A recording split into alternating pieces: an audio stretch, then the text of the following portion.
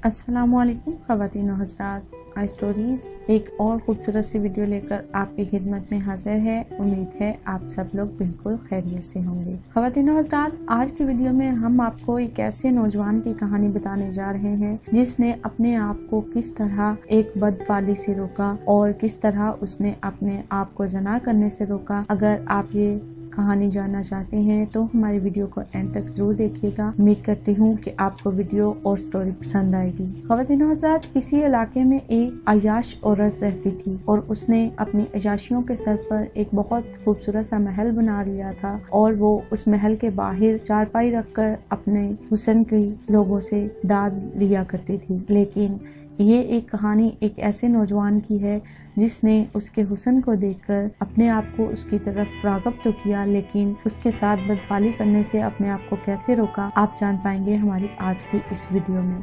Video शुरू करने से पहले मेरे तमाम नए आने वाले व्यूवर से इल्तमास है, जिन्होंने अभी तक हमारे चैनल को सब्सक्राइब नहीं किया वो जल्दी से हमारे चैनल को सब्सक्राइब करें और साथ में मौजूद बेल आइकॉन को भी प्रेस कर दें ताकि हमारी हर नई अपडेट आपको नोटिफिकेशन के जरिए मिलती रहे। ख़वातीन हज़रात, वो बगैर उसकी तरफ देखे सर झुकाकर उसकी गली से गुजर जाता। देखने में वो किसी मदरसे का तालिबे इल्म लगता था, लेकिन इतना खूबसूरत था कि वो देखते ही उसे अपने दिल दे बैठी और अब चाहती थी वो किसी तरह उस पर नजरे इल्तफात डाले। लेकिन वो अपनी मस्ती में मगन सर झुकाए ज़ेर लब कुछ पढ़ता हुआ रोजाना एक मखसूस वक्त पर वहाँ से गुजरता और कभी आंख उठाकर भी ना देखता।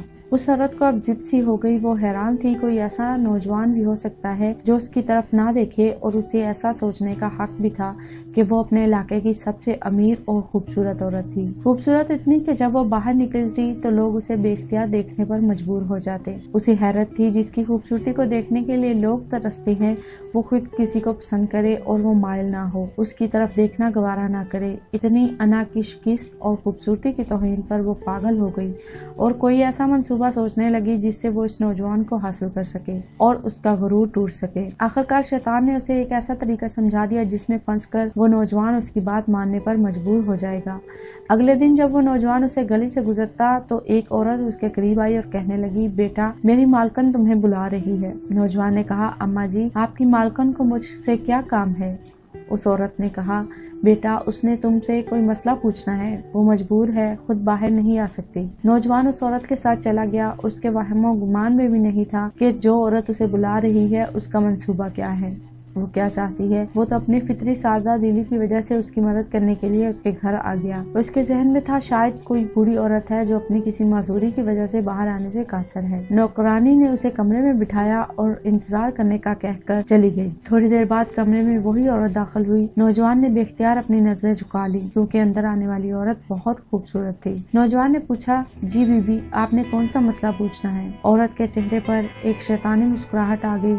उसने अपने दिल का हाल खोल कर रख दिया और कहा, मेरी सबसे बड़ी ख्वाहिश है मैं एक दफा तुम्हें हासिल कर लूं। नौजवान ये बात सुनकर कांप गया और कहने लगा, अल्लाह की बंदी अल्लाह से डरो, क्यों गुनाह की तरफ माइल हो रही हो? उसने औरत को बहुत समझाया लेकिन औरत पर शैतान सवार था। उसने कहा, या तो तुम मेरी ख्वाहिश पूरी करोगे या फिर मैं शोर मचाऊंगी कि तुम जबरदस्ती मेरे घर में दाखिल हुए हो और मेरी इज्जत पर हमला किया है। नौजवान ये बात सुनकर बहुत परेशान हुआ। उसे अपनी इज्जत किसी भी तरह महफूज नजर नहीं आ रही थी। उसकी बात मानना तो गुनाहगार होता, ना मानता तो लोगों की नजर में बुरा बनता। वो इलाका जहाँ लोग उसकी शराफत की मिसालें दिया करते थे, वहाँ पर उस पर इस किस्म का इल्जाम लग जाए ये उसे गवारा नहीं था। वो अजीब मुसीबत में फंस गया था। दिल ही दिल में अपने रब की तरफ मतवजा हुआ और अल्लाह से मदद चाही तो उसके जहन में एक तरकीब आ गई। उसने औरत से कहा कि ठीक है मैं तुम्हारी ख्वाहिश पूरी करने के लिए तैयार हूँ, लेकिन पहले मुझे बैतुल खला जाने की इजाजत है। औरत ने उसे बैतुल खला का बता दिया। उस नौजवान ने अंदर जाकर ढेर सारी गिलाजत अपने जिस्म पर मल ली और बाहर आ गया। औरत उसे देखते ही चिल्लाई,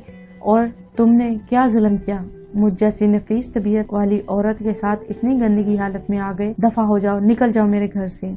नौजवान फौरन उसके घर से निकल गया और करीब ही एक नहर पर अपने आप को और अपने कपड़ों को अच्छी तरह पाक किया और अल्लाह का शुक्र अदा करता हुआ वापस मदरसे चला गया। नमाज के बाद जब वो सबक में बैठा तो थोड़ी देर बाद उस्ताद ने कहा, आज तो बहुत प्यारी खुशबू आ रही है, किस तालिबे इल्म ने खुशबू लगाई है? वो नौजवान समझ गया उसके जिस्म से अभी बदबू गई नहीं और उस्ताद जी तंजिया कह रही हैं। वो अपने आप में सिमट गया और उसकी आंखों में आंसू आ गए। थोड़ी देर बाद उस्ताद जी ने फिर पूछा, یہ خوشبو کس نے لگائی ہے؟ لیکن وہ خاموش رہا۔ آخرکار استاد نے سب کو ایک ایک کر کے بلایا اور خوشبو سونگھنے لگے۔ اس نوجوان کی باری آئی تو وہ بھی سر جھکا کر استاد کے سامنے کھڑا ہو گیا۔